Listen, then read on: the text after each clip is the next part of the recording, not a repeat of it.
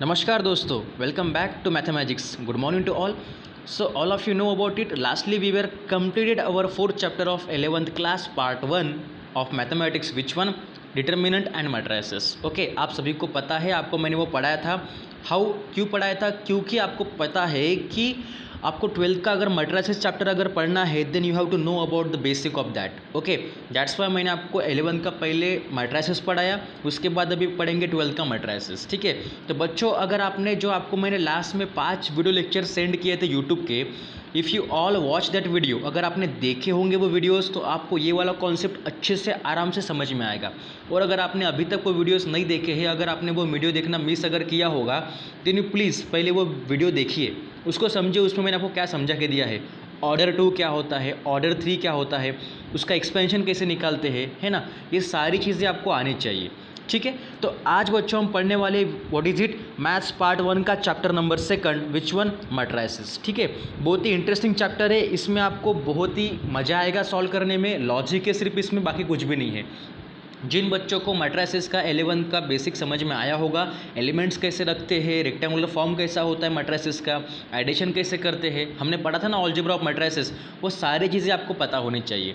ठीक है, तो बच्चों देखिए चैप्टर नंबर 2 आपको होगा मैट्रिसेस. तो अभी वेटेज क्या होगा इस चैप्टर का, आपको पता है कोई भी चैप्टर पढ़ने से पहले हम लोग पहले उसका वेटेज देखते हैं. ठीक है, तो बच्चों इस चैप्टर के ऊपर आपको स्टेट बोर्ड के एग्ज़ाम में 0.4 मार्क्स मतलब 4 मार्क को आपको परफेक्टली पूछेगा. ठीक है, एग्ज़ाम में आपके मैट्रिसेस चैप्टर के ऊपर 4 मार्क्स के लिए परफेक्टली पूछेगा, और जहाँ पे आपको 6 मार्क के लिए विथ ऑप्शन रहेगा. ठीक है, ऑप्शन के साथ 6 मार्क्स के लिए, पर परफेक्टली आपको 4 मार्क का सॉल्व करना होता है. ठीक है, मैट्रिसेस के लिए. तो आपको अगर 4 मार्क अच्छे से कवर करने हैं या फिर 6 मार्क ले लो तो आपको अच्छे से इसको करना पड़ेगा. ठीक है, इस चैप्टर को समझना पड़ेगा, प्रैक्टिस करनी पड़ेगी.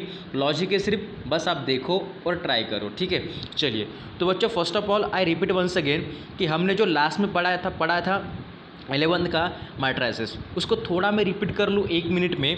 कि जहाँ पे डेफिनेशन हमने देखी थी व्हाट इज इट, कि इस तरह के रेक्टेंगुलर अरेंजमेंट के अंदर अगर आपको एलिमेंट्स दिखते हैं इस तरह से A B C then D E F G H. Okay, इस तरह से कोई भी अगर मैं एलिमेंट यहाँ पे लिख दूँ, ठीक है, तो बच्चों ये एलिमेंट जो हो जाएंगे, ठीक है, तो ये जो एलिमेंट होंगे आपके, that element denote the what, members of that matrices. ठीक है, ये जो एलिमेंट्स होते हैं वो मेंबर होते हैं मैट्रिसेस के. ठीक है, और मैट्रिसेस आप दिखाते कैसे हो, इस रेक्टेंगुलर अरेंजमेंट के फॉर्म में. ठीक है, और इसको दिखाने के लिए we use the capital letters. जिस तरह से अगर मैंने यहाँ पे लिया A equal to matrices which denote the elements ABCDEFGH. Okay, और यहाँ पे मैंने Z लिखा है शायद. ठीक है, तो बच्चों इस तरह से हमने पढ़ा था लास्ट में. और इसके बाद हमने पढ़े थे कुछ टाइप्स आपको आने ही चाहिए, टाइप्स ऑफ मैट्रिसेस. फर्स्ट था रो मैट्रिक्स. क्या होता है ना, कि अगर एक ही रो होगा किसी भी मैट्रिक्स में तो वो रो मैट्रिक्स होता है. कॉलम मैट्रिक्स, एक ही कॉलम है तो वो कॉलम मैट्रिक्स हो गया. ठीक है, उसके बाद हमने पढ़ा जीरो और नल मैट्रिक्स, कि जब सारे के सारे एलिमेंट्स मैट्रिक्स के क्या होंगे बच्चों, जीरो होंगे, then we say that matrix is zero matrix, या फिर नल बोल सकते हो. ठीक है, उसके बाद आता है बच्चों स्क्वायर मैट्रिक्स. अब स्क्वायर क्या होगा, स्क्वायर मैट्रिक्स मतलब जिसके अंदर जितने रोज है मैट्रिसेस में उतने ही कॉलम्स होने चाहिए. ओके, मतलब equal number of columns and equal number of रोज. ठीक है, जितने कॉलम उतने रोज, दैट कॉल्ड स्क्वायर मैट्रिक्स. ठीक है, उसके बाद बच्चों हमने पढ़ा था व्हाट इज इट, है ना. सब मैं रिपीट कर दूंगा 1 मिनट में ताकि आपका माइंड रिफ्रेश हो जाए पढ़ने से पहले 12th का चैप्टर. देन पढ़ा डायगोनल मैट्रिक्स. अब डायगोनल मैट्रिक्स कैसा होता है बच्चों, कि जो आपने स्क्वायर तो देखा होगा, इस तरह से स्क्वायर के बीच में एक डायगोनल होता है जो कि कॉर्नर के 2 पॉइंट्स को जॉइन करता है. तो उसी तरह से इस रेक्टेंगुलर अरेंजमेंट में मैट्रिसेस में जो आपका डायगोनल निकलेगा वो इस तरह से निकलेगा, है ना. तो ये जो एलिमेंट्स होते हैं डायगोनल के फॉर्म में, यहाँ पे आपको दिख रहा होगा 509, ये हो गया आपका डायगोनल ऑफ मैट्रिसेस. ठीक है, क्लियर, समझ में आया, वेरी गुड. देन अभी आता है बच्चों स्केलर मैट्रिक्स. स्केलर क्या बोलता है बच्चों आपको, कि जहाँ पे आपके डायगोनल के जो एलिमेंट्स होंगे वो सारे के सारे सेम होने चाहिए. देखिए इस मैट्रिक्स में यहाँ पे आपका डायगोनल होगा ये वाला, है ना. अब इसके एलिमेंट देखो सेम है क्या, तो आप बोलोगे हाँ sir all are same, it means 5 5 5। तो जब भी आपको दिखे कि डायगोनल के एलिमेंट्स अगर सेम होते हैं then we say that type of matrix is called what बच्चों, स्केलर मैट्रिक्स। अंडरस्टूड। चलिए अब बच्चों हमने पढ़ा था यूनिट और आइडेंटिटी मैट्रिक्स। अब ये क्या होता है आपको पता है कि जहाँ पे आपको बच्चों जो आपका डायगोनल बनता है मैट्रिक्स के अंदर उसके अगर सारे के सारे एलिमेंट्स सेम तो होंगे ही, पर साथ में वो सारे के सारे सिर्फ 1 होने चाहिए। अगर डायगोनल जो बन रहा है वो सारे एलिमेंट्स अगर 1 होंगे, 1 मतलब यूनिट, इट मीन्स यूनिटी, है ना, तो उसे हम क्या बोलेंगे बच्चों, यूनिट और आइडेंटिटी मैट्रिक्स। अंडरस्टूड। चलिए तो नेक्स्ट टाइप था बच्चों टाइप नंबर 8, अपर ट्रायंगुलर मैट्रिक्स। कि ट्रायंगुलर को अपर कब बोलेंगे इस मैट्रिक्स में, कि जब भी इस मैट्रिक्स के फॉर्म में डायगोनल के नीचे अगर बने वाले जो एलिमेंट्स होते हैं वो सारे के सारे अगर 0 होंगे। समझ में आ रहा, ये जो आपका डायगोनल बन रहा है स्क्वायर मैट्रिक्स में, इसके नीचे के जो एलिमेंट्स है जितने भी एलिमेंट्स होंगे, 3 हो 2 हो 4 हो, ये सारे के सारे क्या होने चाहिए बच्चों, 0 होने चाहिए। अगर डायगोनल के बिलो के एलिमेंट 0 है then we say that upper triangular matrix. समझ में आ रहा, अपर बोलने के लिए डायगोनल के नीचे के एलिमेंट 0 होने चाहिए, बस समझ में आ गया होगा आपको, ठीक है। अब देखिए लोअर क्या होगा, अगर अपर के लिए आप डायगोनल के नीचे वाले एलिमेंट्स लेते हो तो लोअर के लिए डायगोनल के ऊपर के एलिमेंट्स क्या होने चाहिए बच्चों, 0 होने चाहिए। समझ में आया। अगर स्क्वायर मैट्रिक्स में डायगोनल के अबव इट मीन्स ऊपर वाले एलिमेंट्स अगर 0 होंगे then we say that type of matrix is lower triangular matrix, क्योंकि 0 क्या बनाता है, ये तीनों 0 बनाते हैं बच्चों ट्रायंगल, ठीक है। चलिए ये तो हो गया। अभी सिंपल है ट्रायंगुलर। ट्रायंगुलर मतलब क्या होगा कि जहाँ पे आपको एक तो लोअर मैट्रिक्स दिखेगा या फिर अपर ट्रायंगुलर मैट्रिक्स, इन दोनों के टाइप अगर हम यूज़ करेंगे that type of matrix is called triangular matrix. जिन सिमेट्रिक क्या होता है बच्चों, आपको पता है सिमेट्रिक मतलब क्या होगा कि कोई भी एलिमेंट्स है ना, एक स्क्वायर अगर मैट्रिक्स लो जहाँ पे आप कोई भी एलिमेंट्स चेंज कर लो आपस में। देखो यहाँ पे आपको एग्जांपल दिख रहा होगा इस तरह से, कोई भी एलिमेंट आप आपस में एक्सचेंज करोगे तो वहाँ पे आपका एलिमेंट वही आना चाहिए, ठीक है। इट मीन्स क्या होता है कि देखिए अगर मैं यहाँ पे A21 लूँगा तो वो A12 दोनों के दोनों सेम होने चाहिए, ठीक है। समझ में आया, वेरी गुड। नाउ बच्चों स्क्यू सिमेट्रिक मैट्रिक्स क्या होता है कि स्क्यू सिमेट्रिक मैट्रिक्स में हम लोग क्या करते हैं कि जो भी एलिमेंट आपका रिवर्स में जाएगा, अगर हम लोग करेंगे इस तरह से A12 का अगर मैं 12 को रिवर्स में लिखूँ तो क्या होगा बच्चों, 21 होगा। तो ये करने के लिए आपको ये A के सामने माइनस लग जाएगा, मतलब अगर हम किसी भी एलिमेंट को उसके रिस्पेक्ट में अगर चेंज कर रहे हैं तो उसके आगे माइनस लगेगा, ये बोलता है आपका स्क्यू सिमेट्रिक मैट्रिक्स, ठीक है। उसके बाद बच्चों डिटर्मिनेंट ऑफ मैट्रिक्स, मतलब आपको डिटर्मिनेंट को मैट्रिक्स में कन्वर्ट करते आना चाहिए, या किसी भी मैट्रिक्स को डिटर्मिनेंट में कन्वर्ट करते आना चाहिए, जिस तरह से यहाँ पे किया है देख लो, है ना, इस मैट्रिक्स को आपने कन्वर्ट किया है डिटर्मिनेंट में, ठीक है। क्लियर, समझ में आया, that type of matrix is called determinant of matrix, ठीक है। अब आगे आएंगे बच्चों, आगे में आपको दिख रहा होगा type number 14 singular matrix. Single आपको समझ में आता है, सिंगुलर जब लिखा होगा तो वहाँ पे एक्चुअल में क्या होगा, सिंगुलर कब बनेगा, जब इस मैट्रिक्स को आप लोग सॉल्व करोगे, पहले इसको लिख लो किसके फॉर्म में, डिटर्मिनेंट के फॉर्म में, इसको सॉल्व कर लो क्रॉस मल्टीप्लाई करने के बाद, then you get the answer 0। If your matrix answer will be 0 then you say that type of matrix will be singular matrix. Understood, very good. चलिए जब भी आपका मैट्रिक्स से आंसर 0 निकलता है तो अब आपके दिमाग का लाइट लगना चाहिए कि वो बच्चों सिंगुलर मैट्रिक्स है, ठीक है, वेरी गुड। चलिए देन बच्चों now the last type transpose of a matrix. Transpose कैसे होगा, तो आपको पता है कि अगर किसी भी मैट्रिक्स में आपका एक रो है -1 5, तो इसका ट्रांसपोज करना कॉलम में, दिख रहा आपको, ये जो पहला आपका रो है -1 5 उसका ट्रांसपोज हो गया यहाँ पे -1 5 कॉलम में, और ये 3 - 2 रो में था, इसका ट्रांसपोज हुआ 3 - 2 कॉलम में। उसके बाद ये 4 7 रो में था, इसका हुआ कॉलम में। तो जो ट्रांसपोज ऑफ किसी भी मैट्रिक्स का ट्रांसपोज करना तो उस मैट्रिक्स के ऊपर कैपिटल T लग जाएगा, ठीक है। तो इस तरह से कॉलम को रोज में करना, रोज को कॉलम में करना, that is the transpose of matrix, ठीक है। क्लियर बच्चों, ये हमने सारे के सारे टाइप्स पढ़े थे last time, hope so all of you understand it, और इसके सॉल्व एग्जांपल आप लोगों ने किए होंगे, आपको समझ में आया होगा, ठीक है। और साथ में अलजेब्रा ऑफ मैट्रिक्स हमने पढ़ा था कि कैसे क्या मैट्रिक्स में एडिशन होता है, मल्टीप्लिकेशन कैसे होता है किस स्केलर का, ठीक है। तो अभी आते हैं हमारे 12 के ऊपर, 12 के चैप्टर के ऊपर, विच वन बच्चों, मैट्रिसेस, ठीक है। चलिए इतना सब सुनने के बाद, पढ़ने के बाद हम आए अभी हमारे मेन पॉइंट के ऊपर, chapter number 2 matrices. Did you understand, okay. Chapter होगा आपका 4 मार्क के लिए परफेक्ट और 0 6 मार्क के लिए बच्चों ऑप्शन के लिए, है ना। ऑप्शन विथ मतलब 6 मार्क्स के लिए पूछेगा, उसमें से आप 4 मार्क के लिए लिख सकते हो या फिर पूरा का पूरा 6 मार्क भी लिख सकते हो, ठीक है, वो आपके ऊपर डिपेंड करता है, ठीक है। तो पहले हम देखेंगे बच्चों इसमें हमें क्या क्या पढ़ना है। किसी भी चैप्टर को पढ़ने से पहले हम लोग कंटेंट्स देखते हैं ना बच्चों, क्या क्या पढ़ना होगा। तो फर्स्ट है हमारा एलिमेंटरी ट्रांसफॉर्मेशंस, उसके बाद इनवर्स ऑफ मैट्रिक्स में पढ़ेंगे elementary transformation method, then adjoint method, okay, adjoint method. Then last one, अगर मैट्रिक्स समझ में आ गया, मैट्रिसेस समझ में आ गया, तो उसके कुछ अप्लीकेशंस होंगे। It mean solution of A system of linear equation, जहाँ पे 2 अप्लीकेशन से method of inversion and method of reduction आराम से आपको आएगा। आपको हर एक वीडियो में एक एक्सरसाइज करवा के दूंगा, आराम से करो, पीडीएफ भी आपको सेंड करूंगा, डरना नहीं है, आराम से करो, बस बहुत ही इंटरेस्टिंग एंड ईजी चैप्टर है। इससे ईजी चैप्टर आपको पूरे 12th क्लास में नहीं मिलेगा, ठीक है, इससे भी ईजी चैप्टर आपको पूरे 12th क्लास में ना मिलेगा ना मिला होगा, ठीक है। चलिए, तो बच्चों अभी देखिएगा, मैं यहाँ पे पीडीएफ अपना ओपन करता हूँ, पीडीएफ पे आपको समझ में आ जाएगा, ठीक है। Okay, very good. ओके, सो बच्चों आपको दिख रहा होगा आपके स्क्रीन के ऊपर, ओके, वहाँ पे लिखा है हमारा पहला कंटेंट एलिमेंटरी ट्रांसफॉर्मेशंस। तो बच्चों please first of all make your video quality high अगर आपको अच्छे से देखना है तो, और साथ में हेडफोन्स भी यूज़ करो ताकि आपको मेरा साउंड क्लियरली और आराम से समझ में आए, ठीक है। तो first thing is in the first content, what is it, elementary transformation. ये क्या होता है, ये क्यों दिया है, किस लिए दिया है, ये पढ़ना है हमें, ठीक है। तो elementary transformation are the operations performed on rows और कॉलम्स ऑफ ए मैट्रिक्स। ये एक तरह का ऑपरेशन होता है, ऑपरेशन मतलब हॉस्पिटल वाला ऑपरेशन नहीं, ये मैथमेटिक्स का ऑपरेशन है। कौन सा, एलिमेंटरी ट्रांसफॉर्मेशन, जहाँ पे आपको दिए गए मैट्रिक्स को इंटरचेंज करना है 2 वेज में। एक तो आप इंटरचेंज करो 2 रोज को या 2 कॉलम्स को। देखिए एलिमेंटरी रो ट्रांसफॉर्मेशन क्या होता है। अगर रो के बारे में पढ़ना है तो हम पहले क्या पढ़ेंगे, इंटरचेंजिंग एनी 2 रोज, कि अगर किसी भी 2 रोज को आपको इंटरचेंज करना है तो कैसे करेंगे।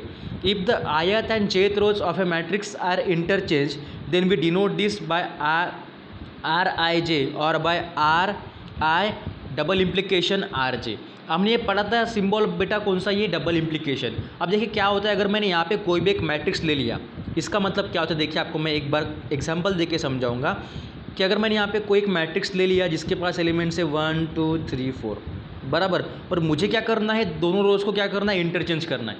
वही तो हम लोग पढ़ रहे हैं ना बच्चों, इंटरचेंजिंग ऑफ एनी 2 रोज। तो मुझे दोनों के दोनों रोज को इंटरचेंज करना है आपस में।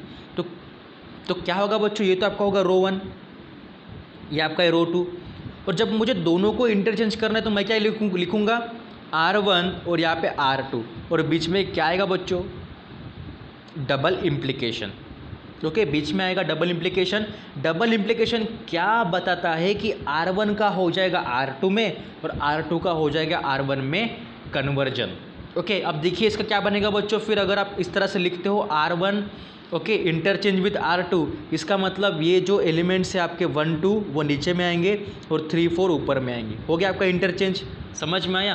किसी भी 2 रोज को आपस में इंटरचेंज करने के लिए आप डबल इम्प्लीकेशन सिंबल उनके बीच में यूज़ करते हो, ठीक है, या फिर इस तरह से आप लिख सकते हो, आपके ऊपर डिपेंड करता है।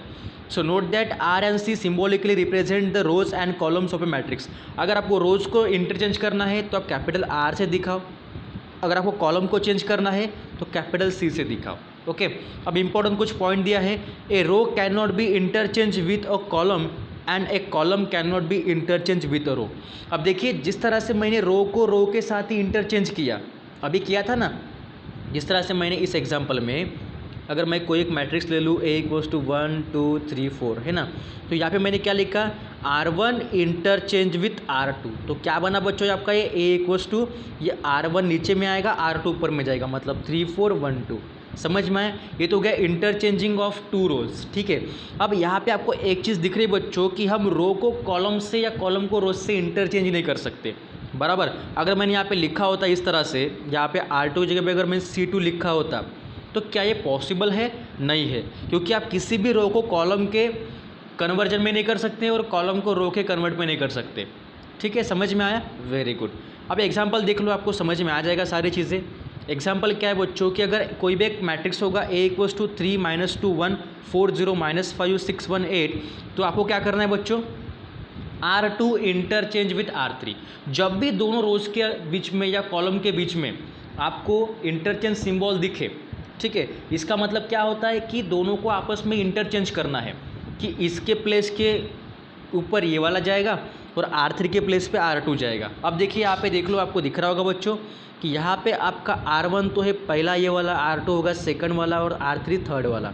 ठीक है, आपका यहाँ पे क्वेश्चन क्या बोल रहा है कि देन R2 R3 को आपको कन्वर्ट करना है R3 में और वही R3 फिर से कन्वर्ट होगा R2 में। ठीक है, अब देखिए मैट्रिक्स क्या बनेगा कि ये जो आपका R2 था है ना, यहाँ पे जो R2 था आपका ये वाला, वो आ गया R3 की जगह पे, देख लो, दिख रहा है आपको यहाँ पे, है ना। और जो R3 था, सॉरी R2 जो था वो आ गया R3 की जगह पे, यहाँ पे देख लो, दिख रहा है आपको ये R2। और जो आपका R3 था 618 वो आ गया R2 की जगह पे। समझ में आया? मतलब R2 को आपने R3 के साथ इंटरचेंज किया और R3 मतलब थर्ड रो को आपने सेकंड रो के साथ इंटरचेंज किया। इतना आसान है, कुछ भी इसमें डरने वाली बात नहीं है। ओके, और यहाँ पे आप लोगों देख रहे होंगे बच्चों कि यहाँ पे कुछ नॉट इक्वल टू दिया है ना। तो नॉट इक्वल टू क्या होगा कि जब भी आप इंटरचेंज करते हो, है ना, पहली चीज़ कि इसकी जो वैल्यू निकलेगी जब आप इसको सॉल्व करोगे एक्सपेंशन करके, तो इसकी जो वैल्यू निकलेगी, है ना, तो इसको जब आप रोज़ के साथ एक्सचेंज करते हो तो जो इसकी वैल्यू निकलेगी, दोनों की वैल्यू क्या नहीं होती, सेम नहीं होती। समझ में आ रहा? जो आपका नॉर्मल पहले वाला मैट्रिसेस है उसके अगर आप दो रोज अगर कोई भी एक्सचेंज करोगे तो जो आने वाला नया आपका मैट्रिक्स बनेगा, दोनों की वैल्यू आपस में क्या नहीं होती, सेम नहीं होती। That's why that A equal to this one but that A is not equal to this one. Clear? Understand? Very good. ठीक है, इस तरह से बच्चों ये आपका हो गया यहाँ पे, इसलिए आप इसको इक्वल टू मत लिखो, यहाँ पे एक सिंबल दिया है ए इक्विवेलेंस की तरह। ठीक है, क्लियर? चलिए अभी देखिए multiplying the elements of any rows और ए नॉन ज़ीरो नंबर। ठीक है, अब किसी भी एलिमेंट्स को मल्टीप्लाई करने के लिए रो या फिर नॉन ज़ीरो नंबर से कैसे क्या कर सकते हैं, आपको पता है, आपको मैंने पढ़ाया था लास्ट में कि यहाँ पे देखो आपको दिख रहा होगा बच्चों, ये आपका हो गया पहला row, sorry matrix A equals to 3 - 2 6 1। इसको आपको करना है 2R1 से, 2 से R1 को मल्टीप्लाई। तो R1 क्या है, 3 - 2, तो सिर्फ R1 को ही 2 से मल्टीप्लाई करना है। समझ में आ रहा? अगर यहाँ पे R2 होता तो इट मीन्स सेकंड रो को करना है, पर यहाँ पे बच्चों आप लोग देख रहे होंगे 2 टाइम्स R1 दिया है, तो इस मैट्रिक्स में सिर्फ R1 ही 2 टाइम्स बनेगा, मतलब 3 × 2 = 6 और -2 × 2 = -4। बाकी नीचे वाले को आपको रिप्लेस नहीं करना या फिर मल्टीप्लाई नहीं करना। समझ में आया?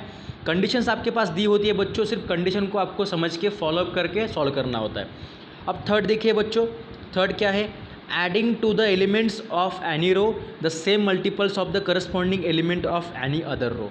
ठीक है, यहाँ पे क्या दिया है कि अगर आपको R1 में कुछ एलिमेंट्स ऐड भी करने हैं तो उसको R1 के रिस्पेक्ट में ही ऐड करना पड़ता है। देखिए यहाँ पे आपको दिख रहा होगा बच्चों कि अगर मुझे इस मैट्रिक्स में, देखो एग्जांपल में जो मैट्रिक्स है A = 3 - 2 6 1, आराम से सुनो मैं क्या बोल रहा हूँ कि जो मैट्रिक्स है A = 3 - 2 6 1, इसको आपको क्या करना है, किसी भी एक रो को उसके साथ इंटरचेंज करना है। तो आप क्या कर सकते हो, अगर मुझे R2 को रिप्लेस करना है किसी भी सेकंड वैल्यू लाने के लिए, कोई भी वैल्यू अगर मुझे लानी है ना, तो मैं क्या करूँगा, इस R2 को एडिशन करके भी मैं कर सकता हूँ, R2 + 2 टाइम्स R1। तो ये क्या बनेगा बच्चों, देखिए R2 का पहला एलिमेंट है 6, तो 6 लिख लो, प्लस 2 टाइम्स R1 का पहला एलिमेंट क्या है 6 3, तो 2 × 3, तो ये बनेगा बच्चों 6 + 6 12। दिख रहा है आपको यहाँ पे 12 बन गया। ठीक है, मतलब किसी भी रो को आप उसी के साथ सेकंड रो का एडिशन करके भी एक्सचेंज कर सकते हो, वो डिपेंड करता है कंडीशन के ऊपर। समझ में आया बच्चों कि यहाँ पे मैंने सेकंड रो को एक्सचेंज किया, कैसे, R2 को मैंने एक्सचेंज किया। अगर एक ही साइड पे आपको ये देखिए बच्चों एरो, तो ये इम्प्लीकेशन होता है, इसका मतलब सिर्फ R2 एक्सचेंज होगा। अगर दोनों साइड में है तो दोनों आपस में एक्सचेंज होंगे, ऐसा होता है, आपको अभी मैंने बताया था।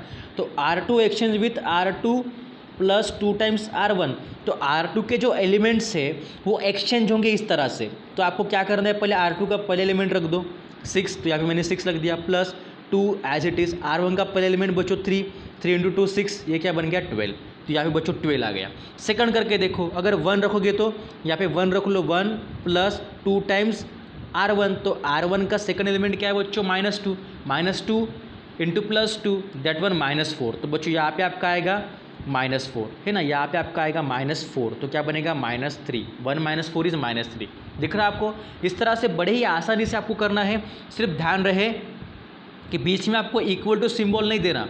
जब आप इसको सॉल्व करोगे तो जो आपका नया वाला मैट्रिक्स निकलेगा उसके बीच में आपको इस तरह से इक्विवेलेंट जैसा एक सिंबल दिख रहा है ना, जिस तरह से झुका हुआ एस आप लोग बोल सकते हो, है ना। तो इस तरह का आपको सिंबल निकाल के उसको डिनोट करना पड़ता है, ठीक है। अब नेक्स्ट पोर्शन है, अभी तो हमने पढ़ा कि रो के लिए क्या होता है। Now we turn on the column के लिए क्या होगा कि एलिमेंटरी कॉलम ट्रांसफॉर्मेशन में फर्स्ट है इंटरचेंजिंग एनी टू कॉलम्स। जिस तरह से रोज को आप रो के हिसाब से ही इंटरचेंज कर सकते हो, उसी तरह से बच्चों कॉलम को कॉलम के हिसाब से ही इंटरचेंज कर सकते हो। कैसे, क्या देखिए एग्जांपल में कि अगर ए कोई भी एक मैट्रिक्स आपके पास 1 2 4 5, हमें क्या करना है C1 इंटरचेंज विद C2। बीच में सिंबल देख के आपको डिसाइड करना पड़ता है। अगर दोनों साइड में एरो है इसका मतलब यहाँ पे जो आपका कॉलम है उसका एक्सचेंज होगा इस साइड के कॉलम में और इस साइड के कॉलम का होगा पहले वाले कॉलम में, ठीक है। समझ में आया, दोनों को आपस में इंटरचेंज करना होता है। तो पहला आपका कॉलम है यहाँ पे 2 4, जिसका होगा सेकंड में यहाँ पे 2 4 आएगा, और यहाँ पे सेकंड था 1 5 वो फर्स्ट में आ जाएगा। इस तरह से आपका बन गया बच्चों कॉलम का इंटरचेंज, ठीक है, अंडरस्टैंड। अब जिस तरह से हमने रोज़ को भी मल्टीप्लाई वाला देखा था कि कोई भी एलिमेंट से आप दिए गए रोज़ को मल्टीप्लाई कर सकते हो, उसी तरह से multiplying the element of any column by a zero number, non zero number, zero नहीं नॉन जीरो, अगर जीरो होगा तो पूरा का पूरा जीरो होगा ना, that's bye non zero number से आप लोग मल्टीप्लाई कर सकते हो। अगर आप एक एग्जांपल देख लो बच्चों कि अगर कोई एक मैट्रिक्स है A = 2 1 4 5, देन 3 टाइम्स C2, आपको सिर्फ 3 टाइम्स C2 मतलब सेकंड कॉलम को ही आपको 3 से क्या करना है मल्टीप्लाई करना है। दिमाग की बत्ती लगा। सेकंड कॉलम क्या है बच्चों, देखो 1 5, तो 1 और 5 को ही 3 से मल्टीप्लाई करो तो 3 × 1 3 बनेगा, 3 × 5 15 बनेगा। क्लियर, समझ में आया, वेरी गुड। चलिए तो बच्चों अभी इसमें लास्ट और एक पोर्शन है एडिंग वाला। तो जिस तरह से हमने रो को रो से ही ऐड किया था, यहाँ पे भी कॉलम में आपको कॉलम को ऐड करना पड़ता है, ठीक है। अगर मुझे यहाँ पे एग्जांपल दिया है A = 2 1 4 5 और मुझे C2 को, है ना, इस C2 को मुझे, सॉरी ये तो हो गया रो 2 ना, इस C2 को मुझे चेंज करना है, इस C2 को मुझे चेंज करना है। तो मैं क्या करूँगा, जिस भी कॉलम को आप लोग चेंज करते हो एडिशन या फिर सब्ट्रैक्शन करने के लिए, एडिशन या फिर सब्ट्रैक्शन करने के लिए पहले वही कॉलम लेना पड़ता है। तो मैं पहले C2 लूँगा, ठीक है, समझ में आया।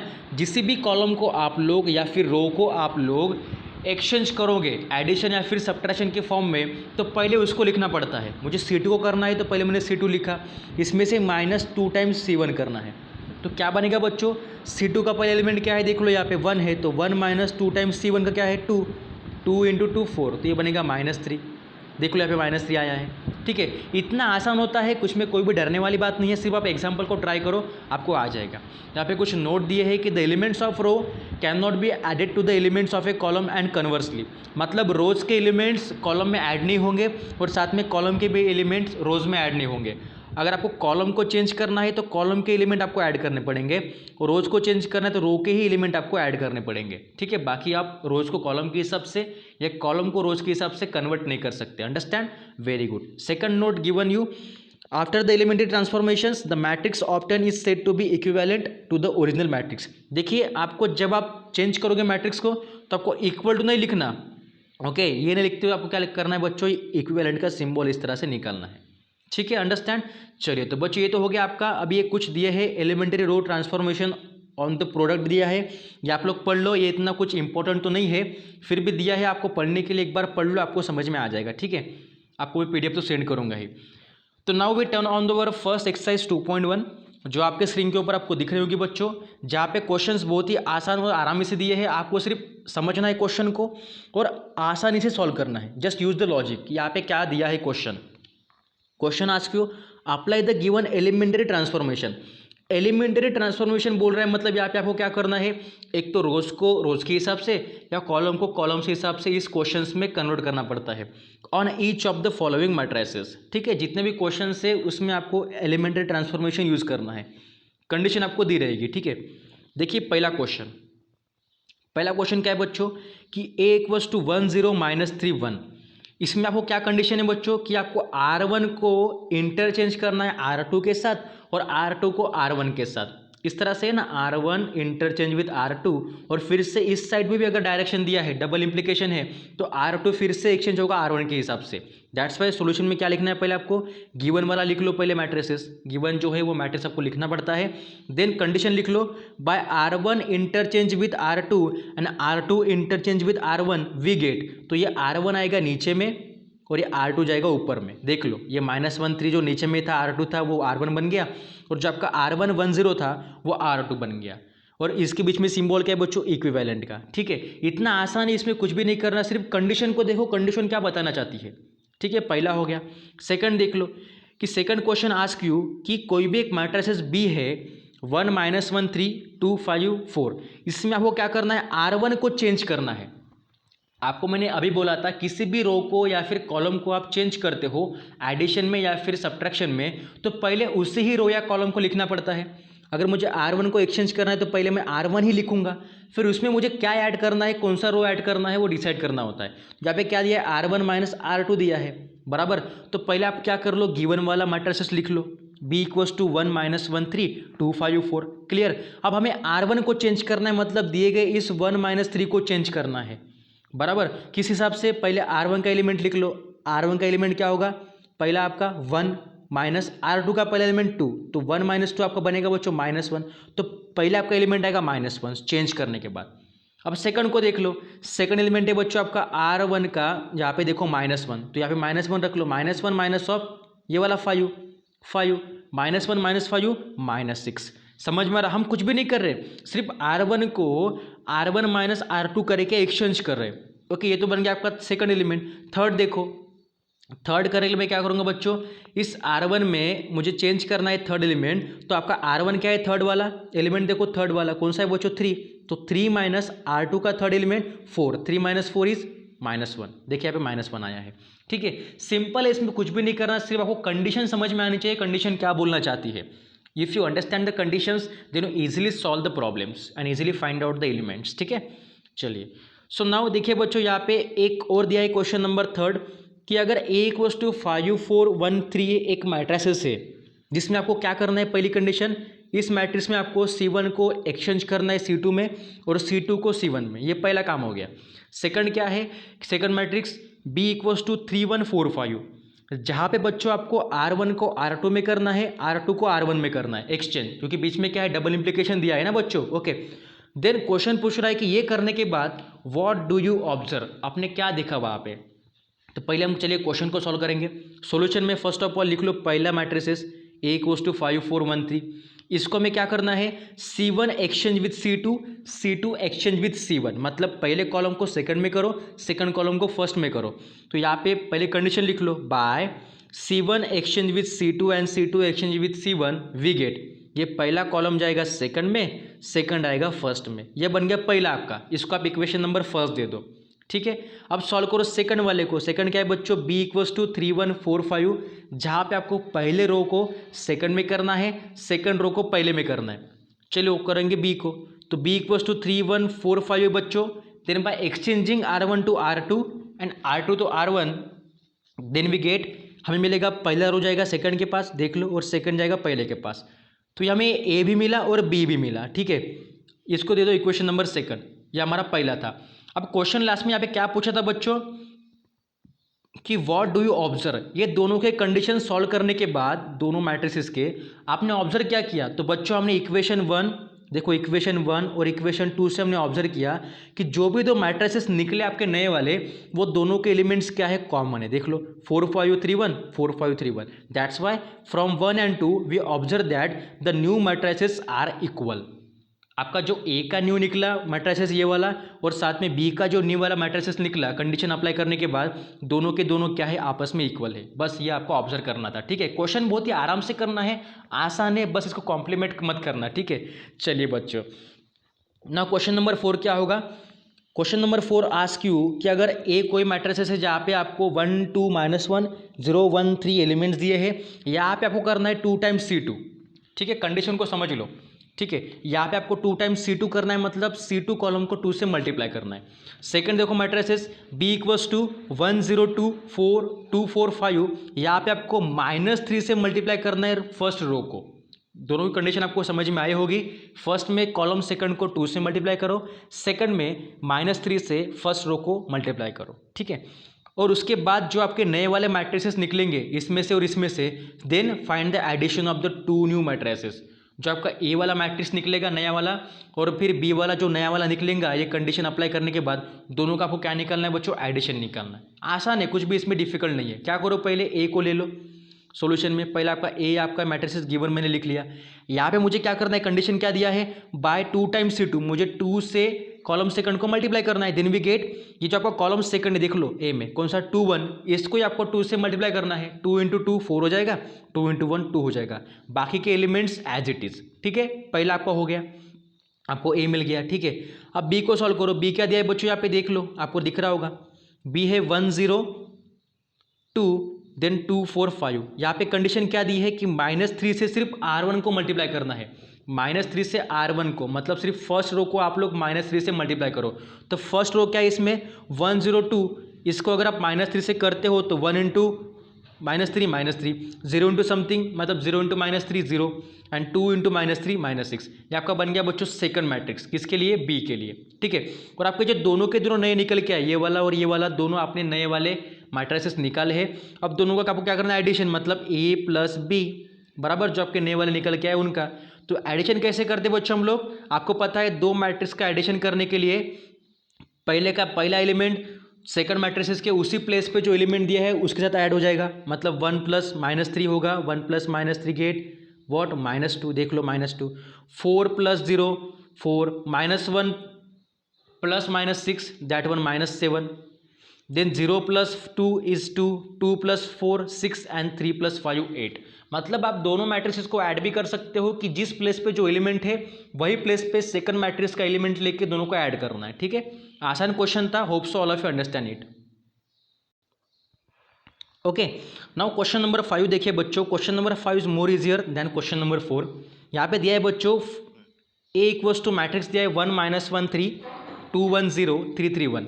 कंडीशन गिवन यू, कंडीशन आपको बोल रही है कि you have to convert that R3 with 3 times R3।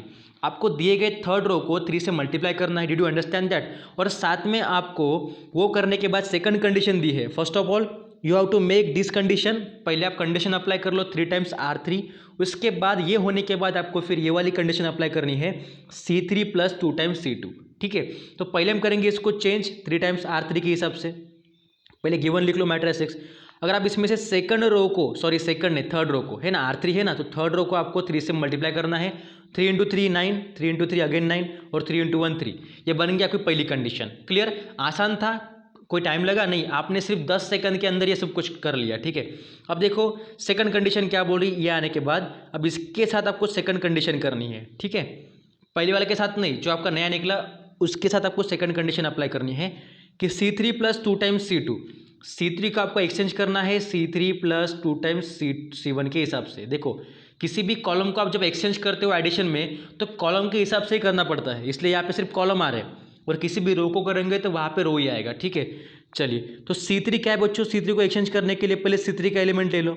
यहाँ पे C3 बनेगा ये वाला आपका 303, उसका पहला एलिमेंट है 3 + 2 टाइम्स C1। C1 का पहला एलिमेंट क्या है 1, कॉलम 1 का, तो 2 × 1 2, तो पहला आपका बनेगा 5। देख लो यहाँ पे बच्चों, यहाँ पे 5 बन रहा है, नीचे में देख लो आपको यहाँ पे मिल जाएगा। Okay okay okay okay, I can understand, I think I make some mistake here. Okay बच्चों, तो यहाँ पे C2 है, सॉरी मैंने यहाँ पे C1 देखा शायद। यहाँ पे C3 को आपको एक्सचेंज करना है C3 + C2, 2 टाइम्स C2 में करना है, मैंने वहाँ पे C1 लिखा था। ओके, तो पहले आपका C3 का एलिमेंट होगा बच्चों 3, है ना, तो यहाँ पे 3 लिख लो। ओके, प्लस 2 टाइम्स C1, तो 2 टाइम्स C1 मतलब C1 का पहला एलिमेंट -1 है, तो -2 हो जाएगा। 3 - 2 1, तो बच्चों आपका पहला यहाँ पे आएगा, देखो 1 बन गया C3 का 1। इसी तरह से आपको बाकी बच्चे भी सॉल्व करने हैं, देन यू गेट 1 to 21, बाकी तो एज इट इज़, ठीक है। आपका क्वेश्चन नंबर 5 था बच्चों। क्वेश्चन नंबर 6 भी दिया है। क्वेश्चन नंबर 6 तो बहुत ही ईजी है। यहाँ पे क्या बोल रहा है कि A = 1 - 1 3 2 1 0 3 3 1। यहाँ पे कंडीशंस दी है, कंडीशन आप अप्लाई कर सकते हो। ओके, बाकी तो ये आपके लिए होमवर्क है, ये आपके लिए बच्चों होमवर्क होगा। क्वेश्चन नंबर 6 आप प्रीवियस वाले देखो सेम है क्वेश्चन, इसमें कोई डिफिकल्ट नहीं है, ठीक है। अब आता है क्वेश्चन नंबर 7। इसमें क्या करना है, ये तो थोड़ा डिफरेंट दिख रहा। कि use the suitable transformation on 1 2 3 4 to convert it into an upper triangular matrix. अभी आपको UTM पता है, आपको मैंने पढ़ाया था क्या, अपर ट्रायंगुलर मैट्रिक्स, कि अगर डायगोनल के नीचे के एलिमेंट्स, समझ में आ रहा, मैट्रिक्स में डायगोनल के नीचे के एलिमेंट्स अगर जीरो होते हैं देन उसे हम क्या बोलते हैं बच्चों, अपर ट्रायंगुलर मैट्रिक्स। तो हमें क्या करना है, दिए गए मैट्रिक्स को बच्चों अपर ट्रायंगुलर मैट्रिक्स में कन्वर्ट करना है। इट मीन जो आपका ये मैट्रिक्स है 1 2 3 4, इसका जो डायगोनल होगा इस तरह से क्या होगा बच्चों, डायगोनल देख लो, है ना, इसको पहले कंप्लीट कर लो। ये 1 4 जो आपका बनेगा डायगोनल, इसके नीचे का एलिमेंट 3 को आपको पहले जीरो करना पड़ेगा। अगर 3 जीरो होगा तभी तो ये कन्वर्ट होगा अपर ट्रायंगुलर मैट्रिक्स में, ठीक है। अब इसको जीरो करने के लिए कुछ कंडीशन आपको खुद से अप्लाई करनी पड़ेगी। तो आप सोच सकते हो कि इसको जीरो कैसे करेंगे, है ना। तो मैंने यहाँ पे सोचा कि अगर मैं R2 को, मुझे R2 में 3 को करना है ना, 3 कहाँ पे, R2 में सेकंड रो में है, तो मुझे अगर 3 को एक्सचेंज करना है, मतलब R2 के 3 को अगर मुझे एक्सचेंज करना है तो मैं क्या करूँगा, R2 के साथ ही वही रो के साथ -3 टाइम्स R1 लूँगा, ताकि क्या होगा, पहले R2 का पहले एलिमेंट है बच्चों 3, तो 3 - 3 टाइम्स R1 मतलब 1, ये बनेगा 0, बन गया 0, ये आपका पहला एलिमेंट 0 बनेगा और साथ में सेकंड क्या बनेगा, -2 बनेगा। अब आप यहाँ पे ऑब्जर्व कर सकते हो बच्चों, जो आपका नया वाला मैट्रिक्स निकला यहाँ पे 1 2 0 -2, इसका डायगोनल ये वाला बनेगा और इसके नीचे में 0 तो आ रहा है, that is this is an upper triangular matrix. समझ में आया, आपके पास एक गिवन मैट्रिक्स था, उसको आपको अपर ट्रायंगुलर मैट्रिक्स में कन्वर्ट करना था, मतलब डायगोनल के नीचे वाले एलिमेंट आपके 0 होने चाहिए थे, तो मैंने उसको 0 में कन्वर्ट कर दिया कंडीशन अप्लाई करके। खुद से आपको कंडीशन लेते आने चाहिए, पर कंडीशन सेटिस्फाई होनी चाहिए, कुछ भी मत लिखो, ठीक है। रो को रो के हिसाब से, कॉलम को कॉलम के हिसाब से। सेकंड क्वेश्चन दिया है यहाँ पे, मतलब क्वेश्चन नंबर 8 उसी टाइप का, यहाँ पे होगा होमवर्क। यहाँ पे भी क्या करना है, इसको यहाँ पे आपको बनाना है इसको आइडेंटिटी मैट्रिक्स में। मतलब क्या करना है बच्चों यहाँ पे, कि जो भी डायगोनल निकलेगा उसके एलिमेंट्स आपको सेम बनाने हैं 1, ओके। ये आप कर लोगे, आई नो दैट, या फिर आपको PDF में सेंड करता हूँ, सॉल्व करके देखो। क्वेश्चन नंबर 9 भी आप लोगों को करना है, क्योंकि आपके लिए एग्जाम्पल होमवर्क के लिए है 8 और 9, और साथ में बच्चों एग्जाम्पल फॉर प्रैक्टिस मैंने यहाँ पे दिया है, ताकि आप लोग प्रैक्टिस कर सको आराम से। आप एक्सरसाइज तो करते हो, लिखते हो देख के, पर कुछ क्वेश्चन ऐसे भी होते हैं जो आपको नहीं आते हैं, तो आप इस तरह के क्वेश्चंस को रफ बुक में ट्राई करो, ताकि आपका माइंड और क्लियर हो जाए about that all the things on elementary transformation. और इसके बच्चों आंसर भी दिए नीचे में कि आंसर क्या निकलता है, यहाँ पे आंसर भी दिए है इस सारे के सारे प्रैक्टिस सेट का, है ना। ये वाला जो प्रैक्टिस सेट है एडिशनल वाला, एग्जाम्पल फॉर प्रैक्टिस सेट 2.1, इसके आंसर नीचे में दिए हैं, आप लोग सॉल्व करके देखो, आंसर सही है क्या वो भी चेक कर लो, बाकी तो आपको आता ही है, ठीक है। तो बच्चों इस तरह से हमने आज का सेशन किया, जहाँ पे हमने पढ़ा elementary transformation for rows and column, जहाँ पे हमने एक्सरसाइज 2.1 भी कवर कर लिया है। Hope so all of you understand it. आपको PDF जल्दी मिल जाएगा अभी वीडियो के बाद, तो PDF को देखिए, आराम से सॉल्व कीजिए, और जो भी आपका 11 का एक्सरसाइज बाकी है सभी के सभी, उसका PDF मैं ट्राई करता हूँ, या फिर आपको एक लिंक सेंड करूँगा गूगल की, वहाँ पे आप जाके उसका एक्सरसाइज देख सकते हो 11 का। हालांकि वो लिखना ज़रूरी नहीं है, वो सिर्फ बेसिक मैंने आपको 12th के लिए पढ़ाया था, पर अगर आपको लगता है कि वो भी लिखना चाहिए तो आप लिख सकते हो, ठीक है। Understand, very good. चलिए, तो all of you take care, keep study and keep smile, bye bye.